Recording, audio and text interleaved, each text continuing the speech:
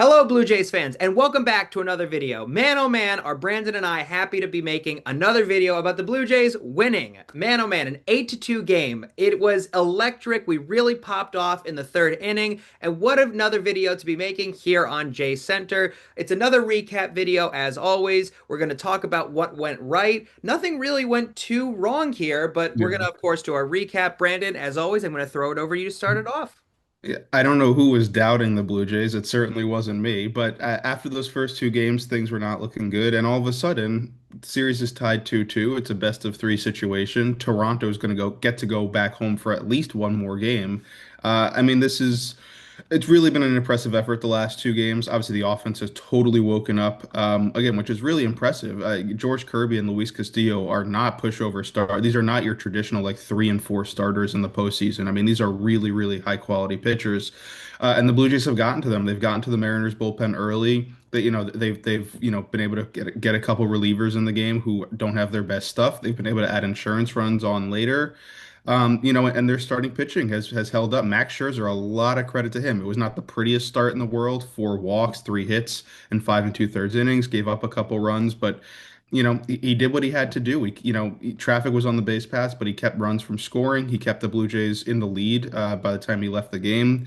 I mean, that's really all you can ask from him at this point, and it was nearly a quality start. I mean, it's just a really impressive performance. Again, going up against a guy in Luis Castillo, who at this juncture in their careers is a better pitcher than he is, and so again, it's just really important that the Blue Jays offense was able to wake up in this way over the past two games. And now, game five is going to be really crucial, not just because obviously now it's like a best of three situation where first to two wins, but in the sense that, the pitching matchups are going to reset. It's going to be Kevin Gausman again for the Blue Jays. Which means that obviously that Bryce Miller is going to take the start for Seattle, reprising their game one roles. We saw how game one went. Hopefully it'll be different. Obviously it's in Seattle this time, but the vibe should be really high. And the Blue Jays did their job. No matter what happens in game five, the Blue Jays did their job. They got the series back to Toronto for at least one more game. Yeah, absolutely. I mean, it really was an electric game. I mean, I always say it's a good day when you shut down people like Cal Raleigh to not get a single hit. I mean, that is insane to say. And again, I said it in our last video, but I'm going to say it again. The fact that we're doing this not on our home turf, I really don't want to, minimize that at all. It is really incredible. And hopefully, after a day of rest, not playing, and now, like you said, we're going to have another game back in Toronto. Hopefully, when we get back to our home turf, the tide will completely change now that we're winning these games again away in Seattle. I also want to give a shout out quickly to Isaiah Kiner-Falefa, who really started off everything in the third inning, getting that shot out to left field. He was the really kind of starter who heated up the fire here, and then it was just hit after hit after hit. We really shut down the bullpen. It was quite incredible. Yeah, I agree. I mean, we've been talking since, the Blue Jays lost game two, that it was going to have to be people other than Vladimir Guerrero Jr. Obviously, Vladdy had a great game. He had 2 hits, had another home run. I mean, he's truly on fire this postseason.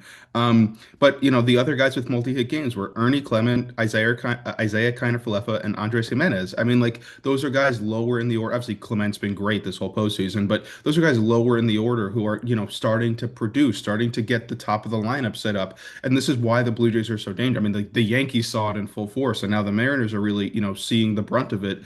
It's just this lineup can go so deep if those guys lower in the order are just getting on base, setting up George Springer and Vladdy and Nathan Lukes. Obviously, Anthony Santander's out for the rest of the series, but it's a situation where the lengthening of the lineup matters a lot more for the Blue Jays than it does for a lot of other teams, just because of how dangerous the top of the lineup is. So again, it's been really positive the last two games. Again, the pitching's been really solid. The bullpen's held up. It was really nice to see really strong outings from Jeff Hoffman and Sir Anthony Dominguez at the end of the game, even though obviously the game was a little bit out of reach at that point. So, all things, being considered, I'd say Game five is obviously really crucial. Seattle's got their ace in Bryce. Obviously, everyone's an ace on their team, but they have Bryce Miller going against Kevin Gausman. It would be great to see, the Blue Jays bounce back in this pitching matchup. Obviously, Miller dominated them in game one. So we'll see what happens on that front. But overall, given how the past two games have gone, it's real. This road swing has been a huge, huge, huge win for the Blue Jays. Yeah, at this point, and I don't want to shift our tone here, it is still a nail biter at the end of the day. It is a 2-2 score right now. Anything can happen.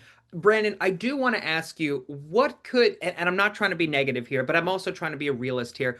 Is there any mistakes that could happen in the coming two games that you think could really throw the Blue Jays off? Yeah, I think, as a closing thought to this whole thing, it's the starting pitching. We know how potent both of these offenses are. We've seen it in the first four games. We saw what the Mariners could do in Toronto. We're seeing what, Toronto can do in Seattle. It's these offenses when they're clicking are lethal.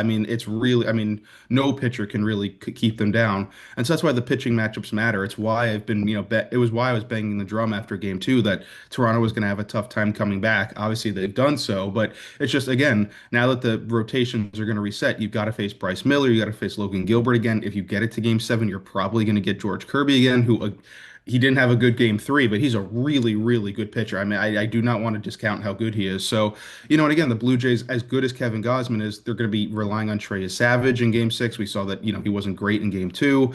Again, there's just a lot of questions on the pitching side for Toronto, more so than there are for the Mariners.